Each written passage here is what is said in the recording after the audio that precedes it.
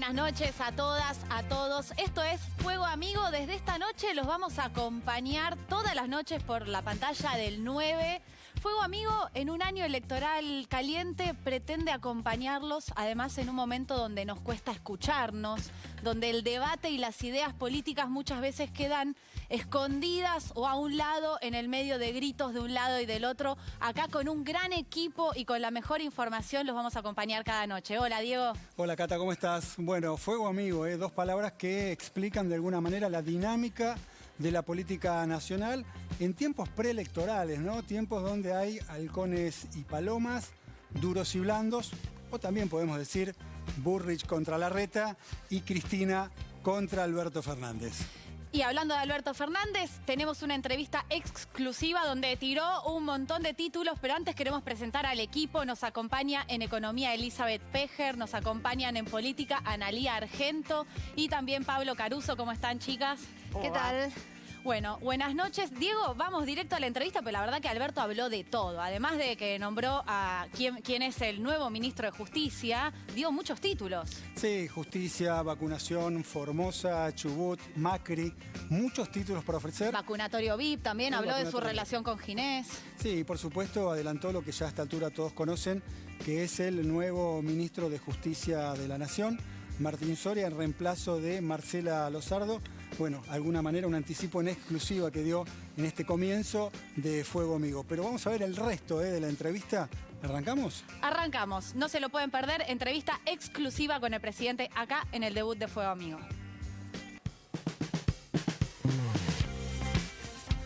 Buenas noches, presidente. Gracias por recibirnos. Bueno, lo primero que queremos saber con Cata, ya de entrada, es si tiene el nombre del reemplazante de la ministra de Justicia, Marcela Lozardo. ¿El nombre del reemplazante o de la reemplazante? No, sí lo tengo. Lo que pasa es que, la verdad, toda esta semana se han tomado mucho tiempo en discutir algo innecesario, ¿no?, en los medios. Pues la verdad es que Marcela renunció el viernes pasado, con lo cual estamos en situación de designar su reemplazante recién a partir del viernes. Todavía no le acepté la renuncia, con eso digo todo. Pero hoy almorcé con Martín Soria, le hablé un poco cuáles son mis expectativas y él aceptó hacerse cargo. Así que Soria entonces va a ser el nombre. Así que espero que él tiene que tomarse el tiempo de renunciar como diputado, que le acepten la renuncia y todo eso, pero va a ser Martín Soria. ¿Por qué Martín Soria? Porque hace varios meses que vengo siguiendo lo que Martín está haciendo. Creo que él entiende bien, él es alguien que también trabajó en los tribunales en su momento, y es alguien que entiende bien lo que está pasando en la justicia hoy en día, y que tiene una mirada absolutamente semejante a la mía.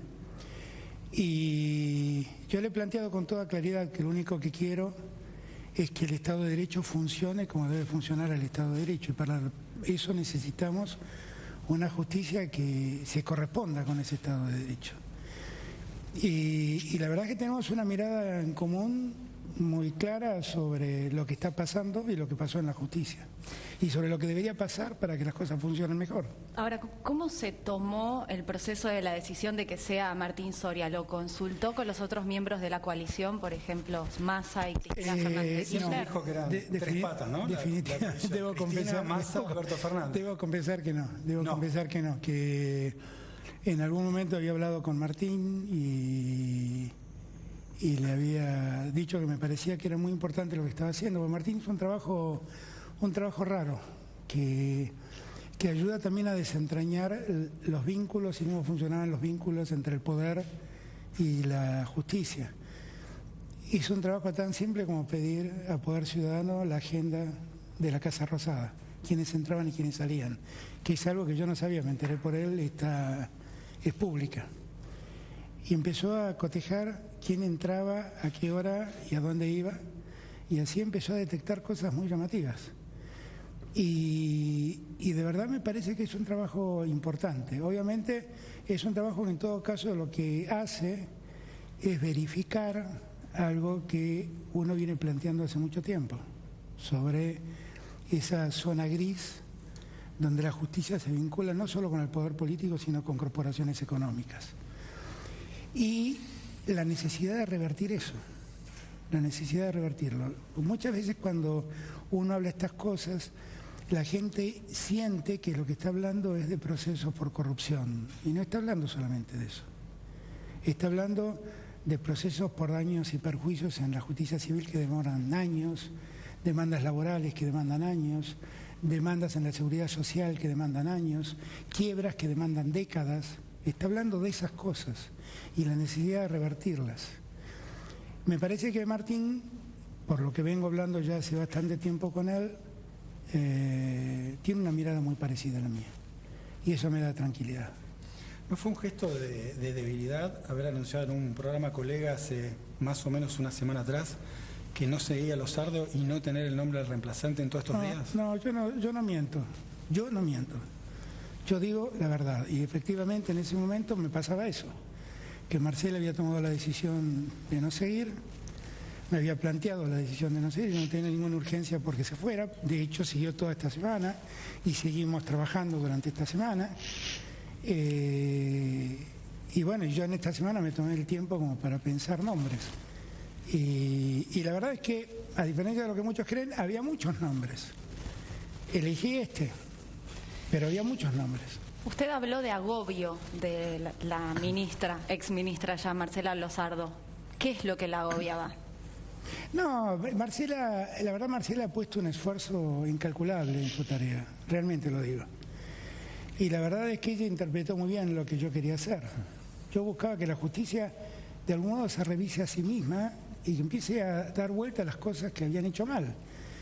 Yo no he pedido el juicio político a ningún juez, no he removido a ningún juez, no he denunciado a ningún juez, yo no hice nada de eso. Esperé que la justicia hiciera y la justicia no hizo.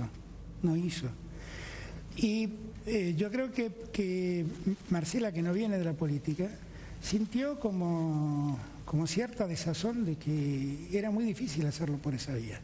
Y me dijo que prefería dar un paso al costado.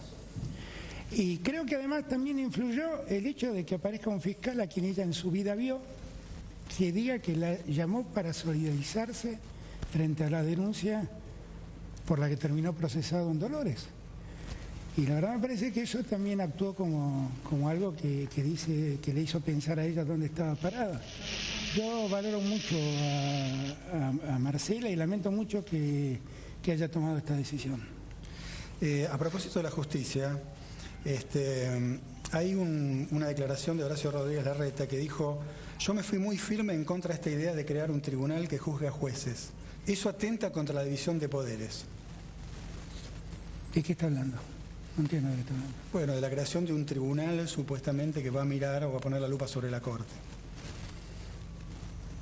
No, me doy cuenta que Rodríguez Larreta es economista. No sé de qué está hablando. Francamente, es imposible contestar porque no sé de qué está hablando. Bueno, es crítico cualquier tipo de reforma judicial, ¿no? Pero no sé de qué está hablando, francamente, porque la verdad es que a los jueces de la Corte los juzga el Congreso y a los otros jueces los juzga el Consejo de la Magistratura. No sé de qué está hablando. Bueno, será de algo que deberá en todo caso decidir la bicameral. Pero eso no se puede cambiar, porque eso está por Constitución. A los jueces de la Corte se los remueve por juicio político, a los jueces inferiores se los remueve por jury que debe realizar el Consejo de la Magistratura. No tengo la menor idea de qué está hablando Rodríguez Larreta, con todo respeto por él, pero me parece que no... O alguien copió mal sus dichos o dijo un disparate, no sé. Presidente, el nuevo ministro de Justicia, ¿va a tener algún tipo de instrucción en cuanto a la rendición de cuentas con lo que el trabajo de los jueces? Bueno, a ver, que es algo que nos falta, ¿no? El control del trabajo de los jueces, y vos conoces el tema porque has escrito un libro magnífico sobre el tema, el control del trabajo de los jueces lo tiene que hacer el Congreso. Por eso yo en el discurso le pedí al Congreso que haga lo que tiene que hacer, yo no lo tengo que hacer. ¿Qué significa eso? Le repregunto sobre ese control cruzado. Claro, es que la Constitución establece que la justicia tiene un control de constitucionalidad sobre las leyes y decretos que dicta el Poder Ejecutivo. Y el Congreso tiene un control sobre el funcionamiento de la justicia, no sobre las sentencias, sobre el funcionamiento de la justicia. Está claro que el Congreso no puede avalar ni... citar jueces, por ejemplo, como dijo algún dirigente de la coalición. No sé, eso es un problema de las facultades que tenga la comisión. Bien. No lo sé. Pero lo que sí no puede es revisar sentencias. No puede ni derogarlas ni avalarlas, no es tarea del Congreso. Pero sí puede ver cómo funciona. Y hay muchos datos interesantes para ver. Yo no me quisiera detener tanto en el tema judicial para no aburrir a la gente que creo que tiene otros problemas que les preocupan más. Pero hay muchos datos interesantes para ver. Porque cuando uno ve que la Corte anualmente dice sacar más de 20.000 sentencias, y cuando uno mira, en verdad los fallos son 200, 300 y el resto son una plancha que dice, porque me parece que no hago lugar al recurso, que es el famoso artículo 280 del Código de Procedimientos, uno se da cuenta que eso no está funcionando bien. Porque si Diego Schurman y Alberto Fernández llegan a la Corte presentando un recurso de arbitrariedad, la Corte puede resolver discrecionalmente, decir al recurso de Alberto Fernández le digo que sí, al recurso de Diego Schurman le digo que no, sin dar ninguna explicación. Y esto está mal, claramente está mal.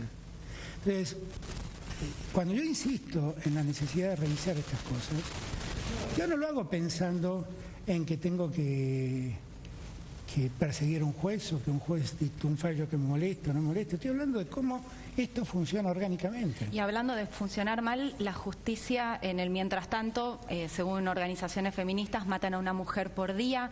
¿El nuevo ministro de Justicia va a tener algún tipo de instrucción sobre cómo manejar los tiempos de la justicia y los femicidios que se siguen cometiendo? El problema ese es mucho más complejo, porque el problema judicial de los femicidios es un problema provincial.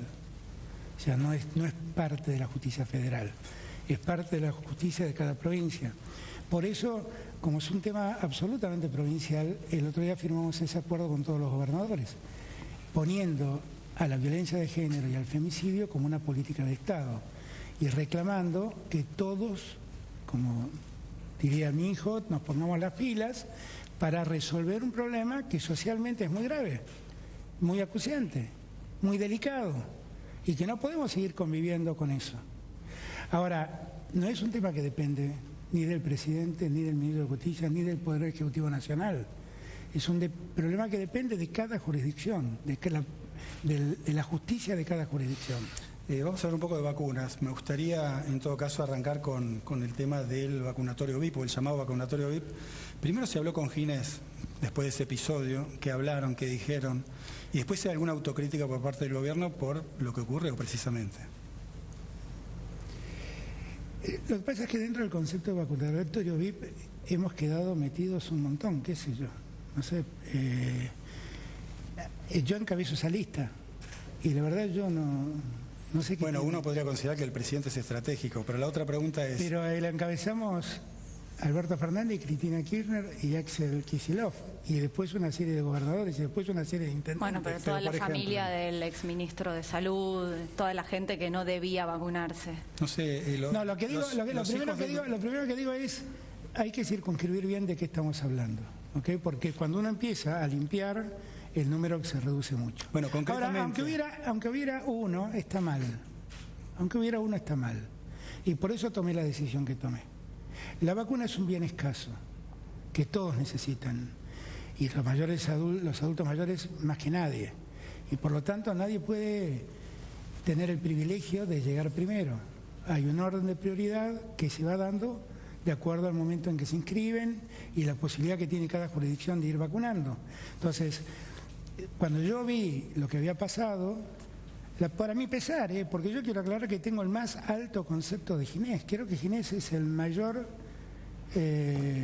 sanitarista que tiene la Argentina. ¿Y cómo pudo pasar algo así en su ministerio? Porque creo que se descuidó y porque tal vez fue débil. A mí mucha gente me pidió vacunas para su madre, para su padre, y cuesta mucho decir que no. Cuesta mucho porque la gente piensa que uno tiene el monopolio de la vacuna.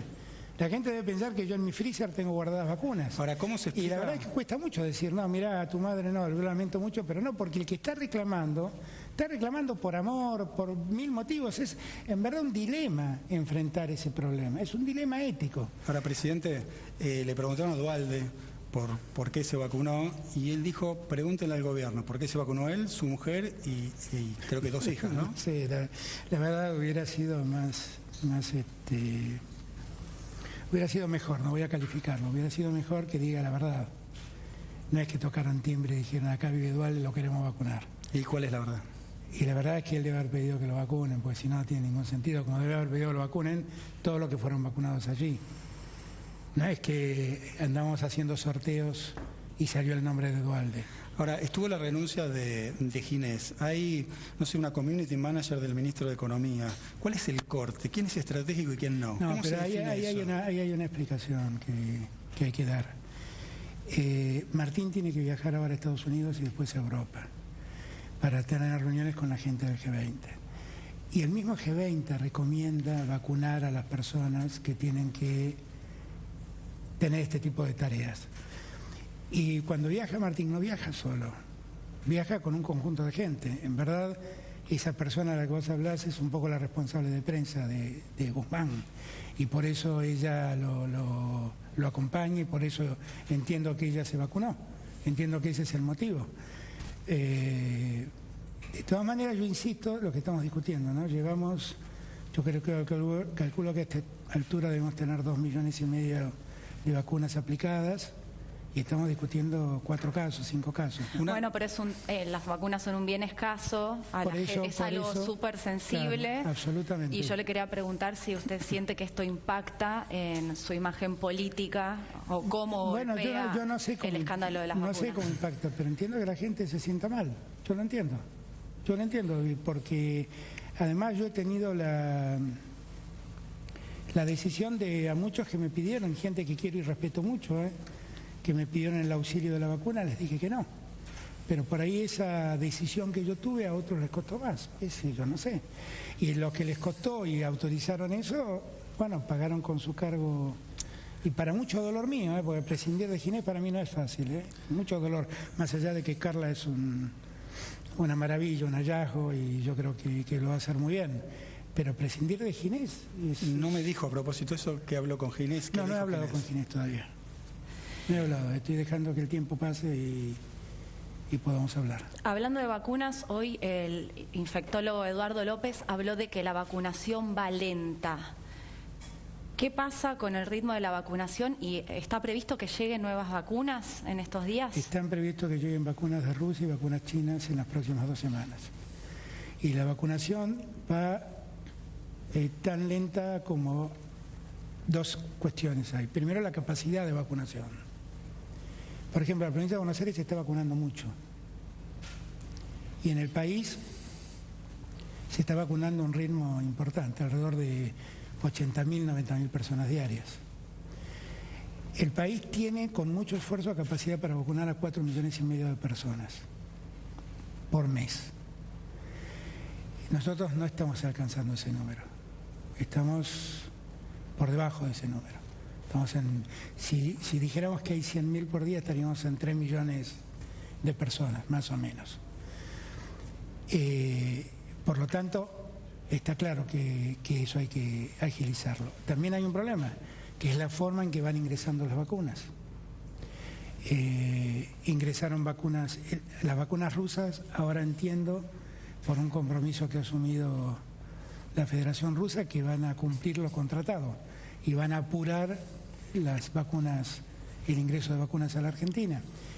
Y hemos hecho un acuerdo con China, con Sinopharm, y ellos sí están entregando en cantidad y en las fechas que Ahora, todavía no se pueden vacunar los mayores de 60 con esa vacuna. Pero estamos cerca de hacerlo, porque el proceso es el mismo que pasó con la vacuna rusa.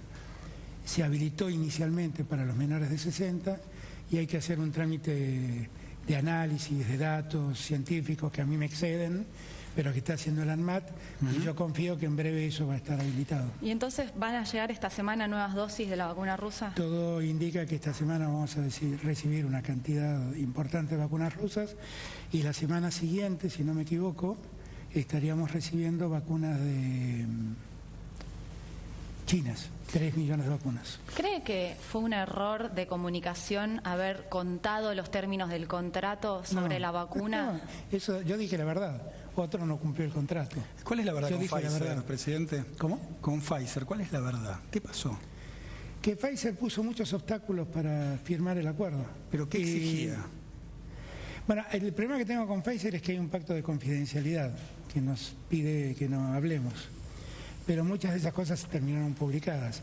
Igual yo creo, a la luz de lo que pasó con Pfizer en Europa, donde no entregó las vacunas acordadas en España, en Italia, y entregó muchas menos en México, en Chile, que tengo la impresión que lo que pasó es que en verdad Pfizer quedó atrapada en la demanda americana.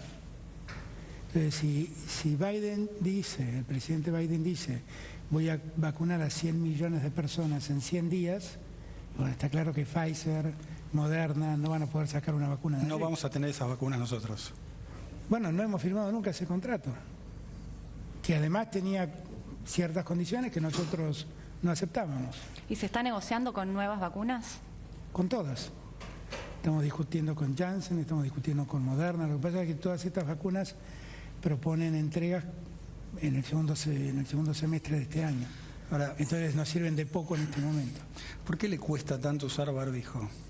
No, yo uso siempre barbijo. No, hay fotos con Moyano sin barbijo, abrazos con gobernadores. No es cierto. En el medio de la Sí, cuarentena fue la sí, foto muchas con veces. Moyano.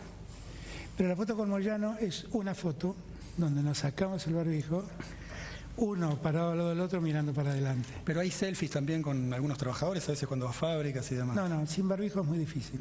Mire No, que no, se encuentran fácil, Se No, googlean y puede se ser, encuentran puede en ser 2 que alguna vez no segundos. lo haya tenido, puede ser. Igual, si lo hago, no es un ejemplo a seguir.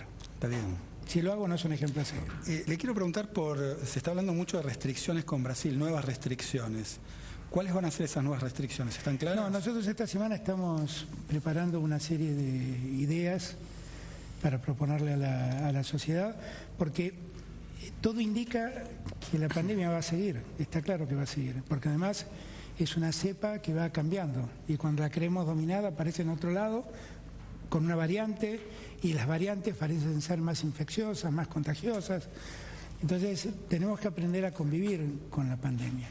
Así que lo que estamos organizando es una serie de medidas, primero para cuidarnos, porque lo más importante es que nos sigamos cuidando.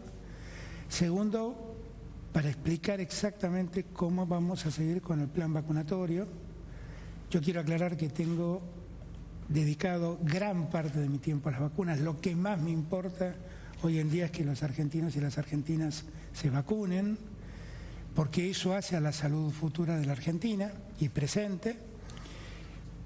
Y ver un poco cómo hacemos para cuidarnos de los riesgos más cercanos. O sea, Brasil hoy en día está en un problema muy serio, Paraguay tiene un problema muy serio en algunas regiones y tenemos que tener cuidados. Hoy leía un contingente de chicos que fue a hacer su curso de fin de año a México y volvieron contagiados casi todos.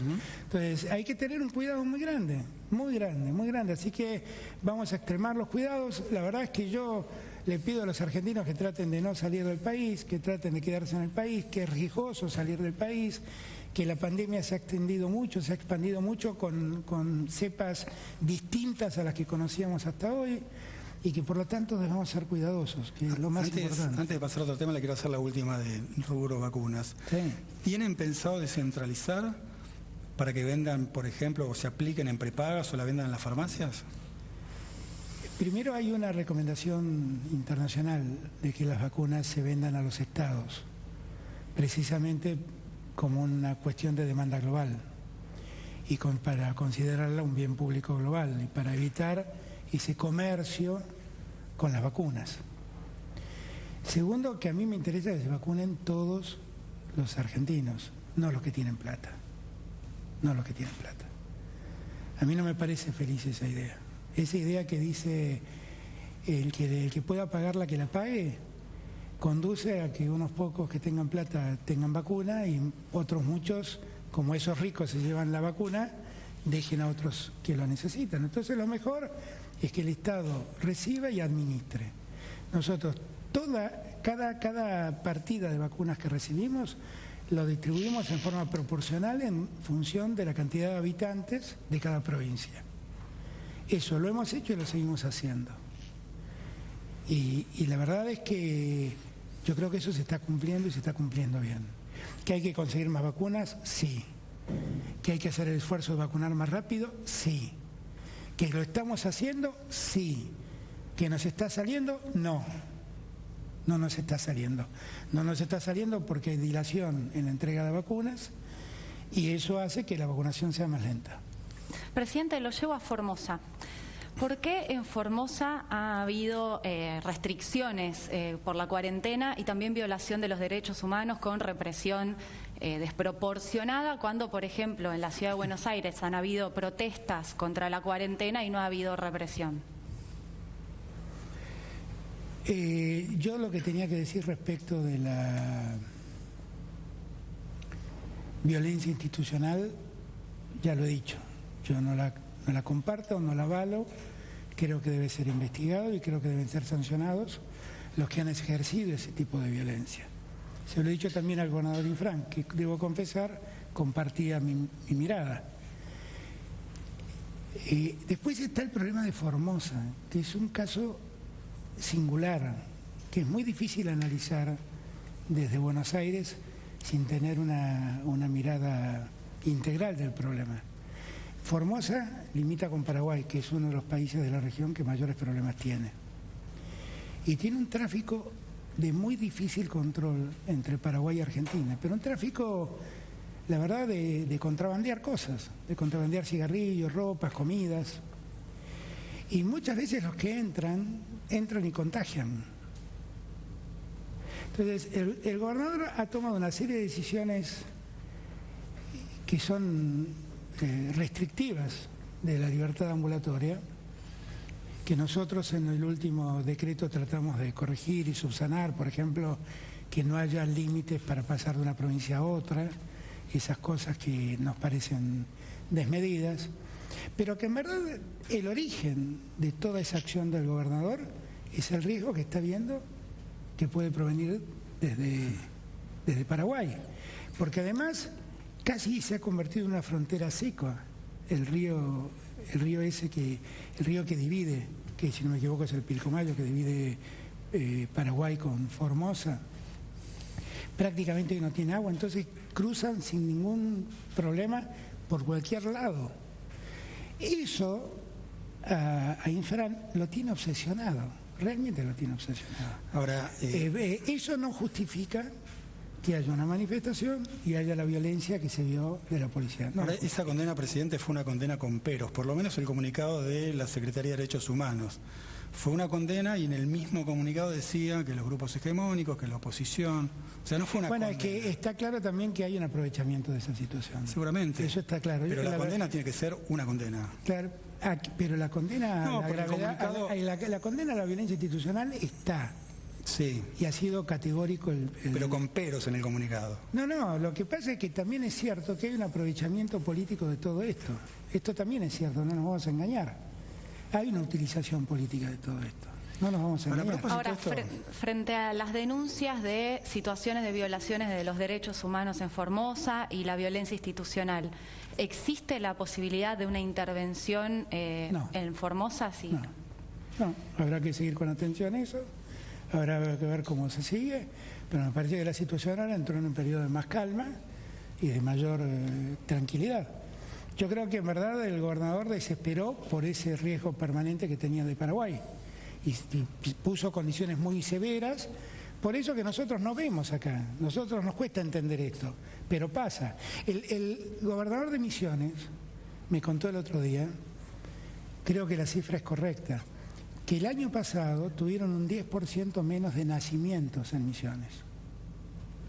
¿Y qué fue lo que pasó? Lo único que pasó es que no venían paraguayos que cruzaban a Misiones a tener a sus hijos en los hospitales argentinos para volverse después al Paraguay. O sea, hay en esa región de la Argentina un intercambio de gente permanente que en una situación de pandemia lo hace muy complicado y que hay que entenderlo. Hay que entenderlo y sacarse, en todo caso, los preconceptos o los enojos o los gustos o disgustos que uno tenga respecto de un gobernador. Ese problema existe y controlarlo es muy complejo. muy complejo. ¿El presidente sabe quién lo atacó en Chubut?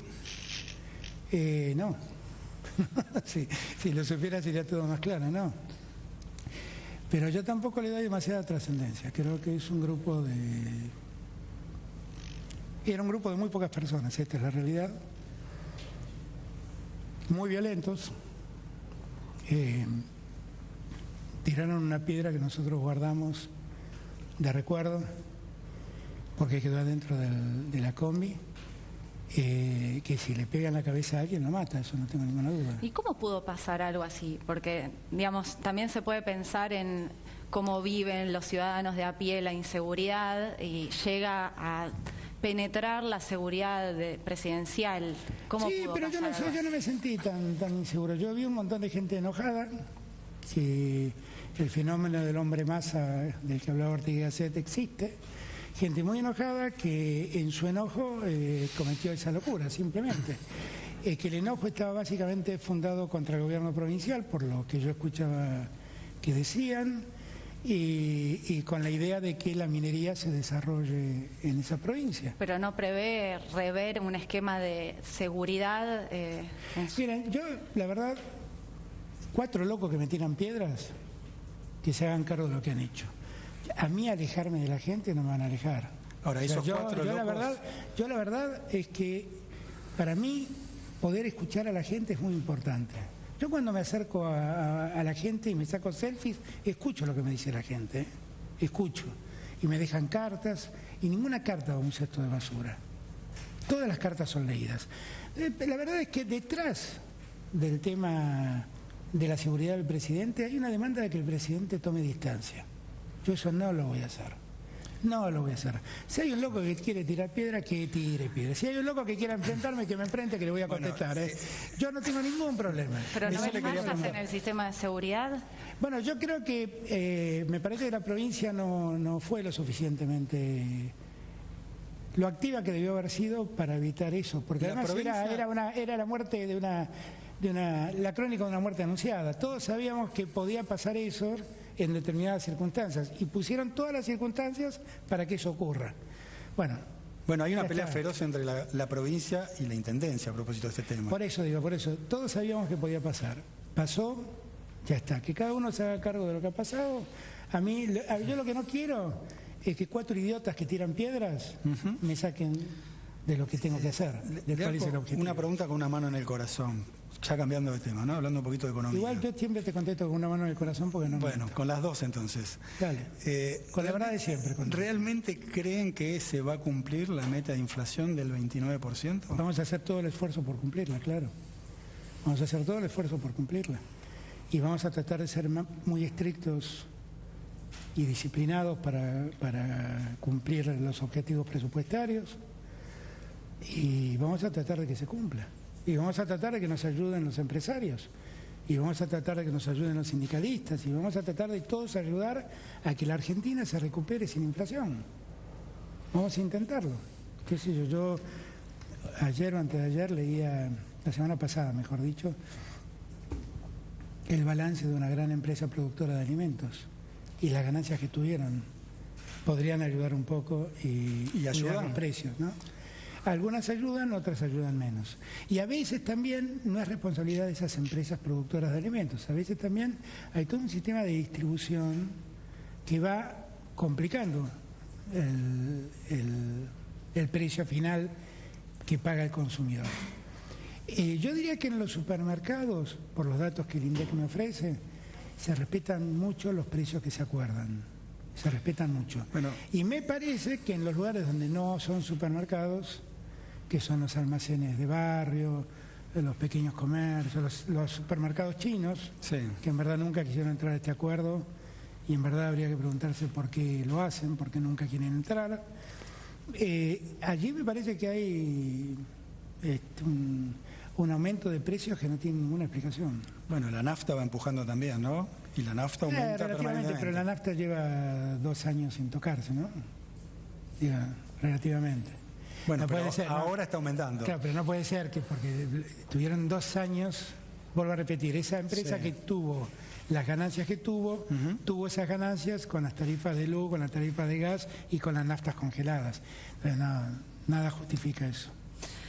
¿Cuán atada está la recuperación económica al acuerdo con el FMI este año? No es que está atada. En verdad nosotros tenemos que terminar de resolver un problema muy serio, que es el problema de la deuda. El tema es cómo se resuelve el tema de la deuda. ¿Cómo queremos resolverlo? Si queremos resolverlo accediendo a un símil de solución o queremos solucionarlo. Esa es la discusión. Yo quisiera encontrar una solución, es decir una vez, mira, así te puedo pagar y eso poder cumplirlo. No quiero firmar algo que dentro de 4 años estemos revisándolo porque no se puede cumplir. Y es esa la discusión que tenemos, ese es el debate que tenemos. Y es una discusión, ninguna discusión entre un acreedor y un deudor es algo fácil, es complejo, claro que es complejo. Porque son intereses que se chocan. ¿Ese acuerdo va a ser antes o después de las elecciones? Cuando lleguemos al acuerdo, no lo sé.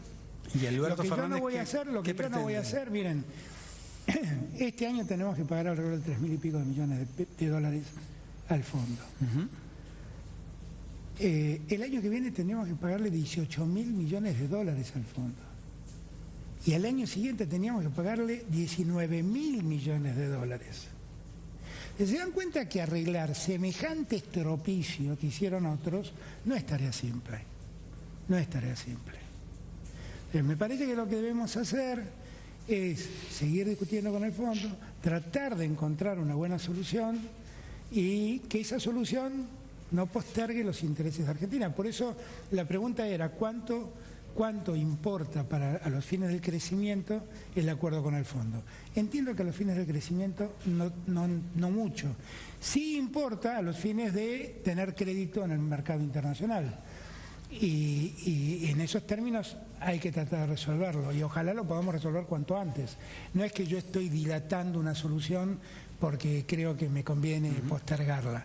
Lo que estoy intentando es que esa solución sea una solución de una vez y para siempre. ¿Hay algún plan específico? Toda la crisis, la pandemia dejaron a mucha gente afuera del mercado laboral. ¿Hay algún plan para crear trabajo formal? Hay un montón de planes para crear trabajo formal y de hecho todo lo que estamos haciendo en el Acuerdo Económico Social tiene eso como una de las principales prioridades. Nosotros tenemos a su vez el apoyo del Estado para aquellos que difícilmente puedan incorporarse a la formalidad, pero puedan desarrollar algún oficio, alguna tarea, y nosotros los ayudamos con la compra de herramientas y demás para que puedan desarrollar esas tareas. Ahora, está claro que la economía está creciendo mucho, a un ritmo importante, y que el empleo formal también está creciendo a un ritmo importante. Está claro que venimos de una pandemia y estamos en una pandemia. Lo que nosotros necesitamos es que cuanto antes esa recuperación se sienta en la vida de la gente. La recuperación está ocurriendo.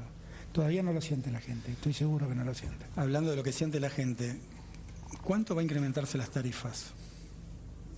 Bueno, yo he propuesto, si yo siguiera el sistema que Macri ha propuesto, la luz en marzo tendría que aumentar 165%, creo. Y el gas debería haber aumentado 80% en agosto y 120% ahora en marzo tendría que aumentar.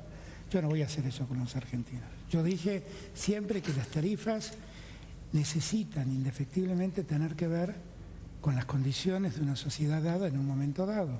Así dicen los sociólogos. Y entonces las tarifas se tienen que corresponder con los niveles de ingreso de la Argentina del presente. Entonces he propuesto que declaremos la emergencia durante un año para que en ese año las tarifas no crezcan más que los salarios. Con lo cual las tarifas van a tener un tope. El 80, 85, 75% de los salarios los que el Congreso disponga, de los aumentos salariales. ¿Con qué fin hacemos esto? Con el fin de ordenar el mecanismo de subsidios que tiene la Argentina. La Argentina de hace muchos años viene subsidiando indiscriminadamente a todos los consumidores, pero hay consumidores que pueden pagar. Y entonces me pregunto por qué lo estamos subsidiando. Lo que la Argentina, el Estado Nacional debe hacer es subsidiar a los que les cuesta pagar esos servicios, pero no a todos. Entonces, lo que estamos haciendo es segmentando el mundo de esos consumidores de energía eléctrica o de gas, para saber quién debe recibir el subsidio y quién no. Esto nos va a demandar aproximadamente 8 meses, 9 meses de trabajo.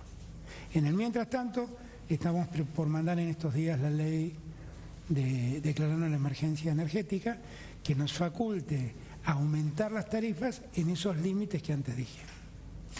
La gente que va a trabajar muchas veces se ven en los móviles de televisión o si uno viaja en transporte público, colectivos llenos de gente, las paradas de los trenes también, las estaciones llenas de gente. ¿Hay algún proyecto para mejorar cómo viaja la gente a su trabajo?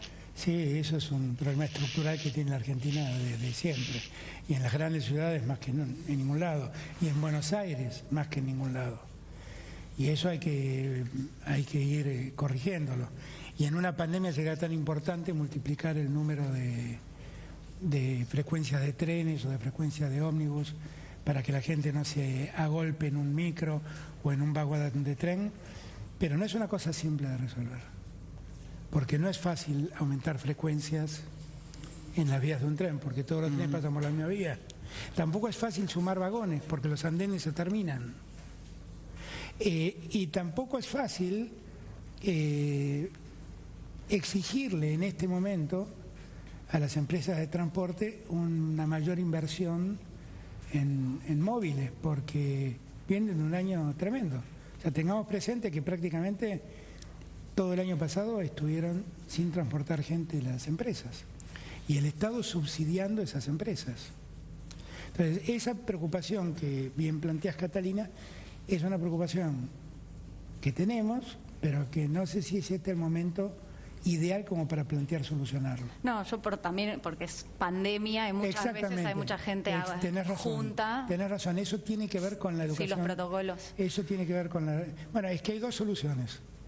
O hacemos algo para que la gente no viaje, y entonces eso es quédate en tu casa, y la gente no puede y no quiere seguir quedándose en su casa. No hay más margen. No hay margen. O aprendemos a convivir con la pandemia, que es esto de lo que yo hablaba antes. Eso que vos marcabas, Diego, ¿por qué no te saques el barbijo? Aprender a vivir con el barbijo, aprender a vivir con la distancia. Que usted se lo saca a veces. Bueno, por eso, si lo hago, no sigan mi ejemplo. Eso es así. Mejor si lo hace. Ahora, yo lo hago, pero es posible que alguna vez me distienda y lo haga. Presidente, usted mencionó a Macri. ¿Hace cuánto que no habla con Macri? No sé, muchísimo. Desde la vez que me recomendó no hacer la cuarentena. ¿Y es cierto que en alguna de esas conversaciones él le manifestó preocupación por la causa del correo? No. En esas conversaciones no. Alguna vez manifestó su preocupación por lo que podía él intuía que podía ser una persecución. Pero no, en esas llamadas nunca me planteó eso. Es año electoral, ¿hay algunos nombres ya de candidaturas en la provincia de Buenos Aires y en la ciudad? No, y no te estoy mintiendo, no lo tenemos. ¿Y va a haber paso? Eso es un tema que tiene que resolver el Congreso. Los gobernadores insisten en no hacerlo. Creo que tienen un argumento interesante, que es que objetivamente las PASO van a ocurrir en el mes de agosto, que es el peor mes del invierno argentino, y que si la pandemia hasta ese momento subsiste, nos estamos exponiendo a un riesgo muy grande. Y eso, me parece que los gobernadores tienen razón. Hay un elemento secundario que yo no puedo dejar de ponderar, que es que prácticamente con el precio que me cuestan las PASO, pago las vacunas rusas que tengo que pagar. Entonces, la verdad es que es un tema que tiene que resolver el Congreso. O sea, el presidente Alberto Fernández estaría de acuerdo con la posibilidad de suspender las PASO. ¿Sería ese el título? No, digo que tiene lógica. A mí la verdad me da lo mismo que hagamos PASO o no hagamos PASO, en el sentido de que sé cómo nos va. O sea, no tengo muchos problemas. ¿Cómo les va? Muy bien. No tengo muchos problemas con eso. Lo que sí tengo es alguna duda sobre si por hacer las PASO no estamos complicando el escenario de la pandemia. Ahí tengo algún margen de duda y creo que muchos de los comentarios que me han hecho los gobernadores, casi todos, porque también los gobernadores de la oposición, Morales o Valdés de Corrientes, me han planteado su preocupación por eso. Un tema internacional.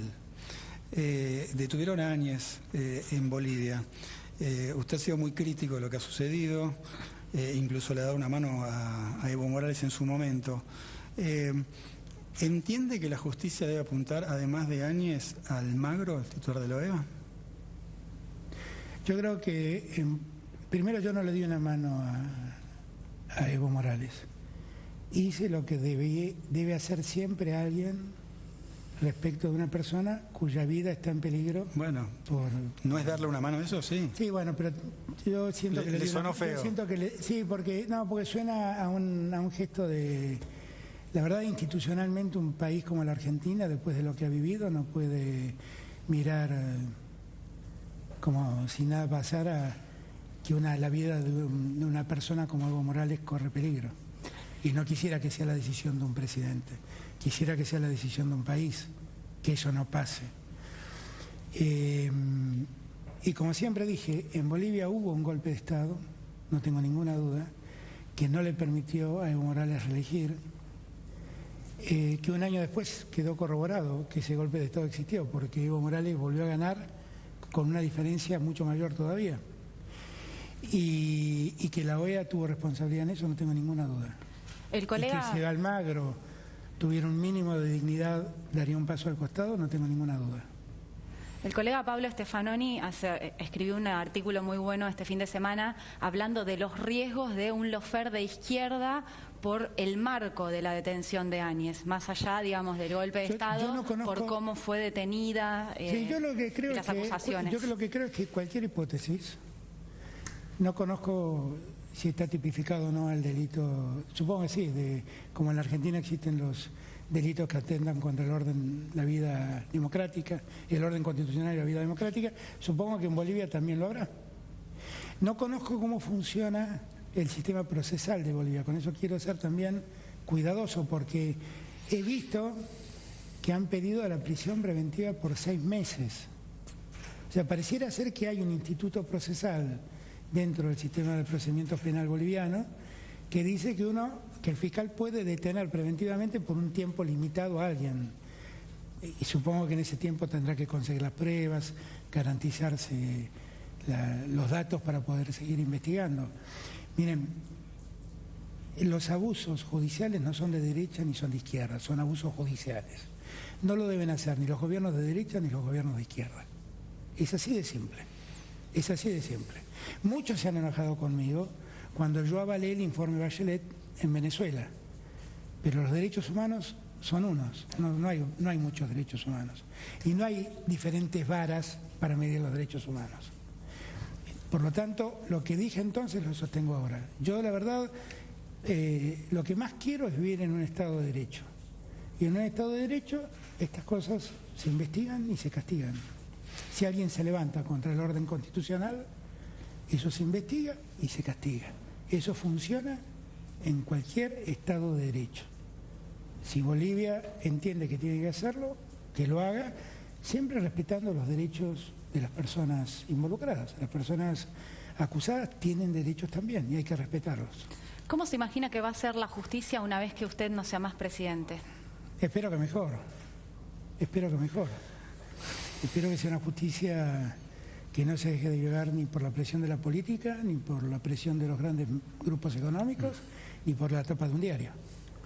Que los jueces tengan la dignidad que la mayoría de los jueces tienen. Pues no es verdad que todos los funcionarios judiciales son unos corruptos. Lo que pasa es que una marca negra en un pizarrón blanco vuelve negro todo el pizarrón. Pero no es justo hacer eso. Presidente, le quiero preguntar algo de Brasil, para no pasarlo de largo. Primero, si le gustaría que Lula sea candidato a presidente de la Nación en Brasil, y la segunda, si está confirmado que Bolsonaro no va a venir a la Argentina. Empiezo por lo segundo. No está nada, no es que Bolsonaro viene o no viene a la Argentina. Nosotros habíamos previsto para fin de marzo una actividad celebrando los 30 años del acuerdo del Mercosur, que dio origen al Mercosur. estábamos pensándolo hacerlo de manera presencial. Estaba viniendo el presidente de Uruguay, el presidente de Brasil, el presidente de Paraguay, el presidente de Bolivia, el presidente de Chile y yo. Lo que nosotros hemos advertido es que hay un aumento creciente de casos que por ahí hacen recomendable no hacerla presencial la reunión. Entonces hemos consultado a todos los partícipes del encuentro qué les parece, si lo hacemos presencial o lo hacemos de modo virtual. Si lo hacemos de modo presencial vendrá el presidente Bolsonaro con los demás presidentes. Si no, lo haremos de modo virtual. La segunda parte de la pregunta que tiene que ver con Lula, todos saben la admiración, el respeto y el cariño personal que siento por Lula. Y todos saben que cuando muchos me decían que estaba loco y no debía hacerlo, que políticamente era inconveniente, siempre dije y hablé de la inocencia de Lula. Y siempre hablé de cómo se había organizado un sistema judicial y mediático para impedirle a Lula ser candidato, y el mecanismo para impedírselo era encarcelarlo. El tiempo terminó dándome la razón. Y celebro mucho que la justicia de Brasil lo haya resuelto. Porque habla bien de la justicia de Brasil, habla muy bien. Entonces, lo que digo es, de ahí en más hay una decisión de Lula, del Partido de los Trabajadores, que ha cumplido 41 años hace poquito, de los militantes, de la decisión de Lula y de la decisión también del pueblo de Brasil. Yo no puedo opinar de eso. Igual, en cualquier hipótesis, mi cariño, mi respeto y mi admiración por Lula está intacta. Muchas gracias, señor presidente, por pasar por Fuego Amigo. No, gracias a ustedes. Gracias.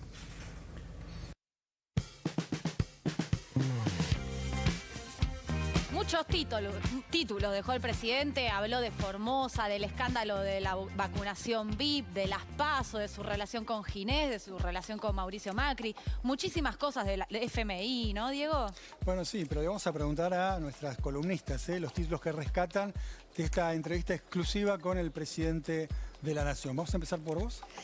Primero, bueno, la noticia que todo el mundo estaba buscando y la primicia que dio en Fuego Amigo Martín Soria, ministro de Justicia, me parece que lo más importante es que buscó mostrar que fue él quien lo eligió, que Martín Soria va a hacer una gestión que coincide con lo que él quiere para el Ministerio de Justicia. Bien. O sea, Soria lo puse yo, está diciendo en esta entrevista. Sí, porque le preguntamos si consultó con los otros miembros de la coalición y dijo que no. Dijo que no. ¿Será cierto? Y más El divertido título de la lo de economía, Dualde, ¿eh? Anoté una frase: estrictos para cumplir con las metas presupuestarias. Me parece que claramente hay un fuerte respaldo al ministro Martín Guzmán ante el Fuego Amigo también de algunos sectores del gobierno contra su fiscalismo. ¿Le creemos que quieren cumplir o que van a cumplir con el 29% de meta? Es difícil. Bueno, nos vamos a un corte y ya venimos con un poquito más de Fuego Amigo.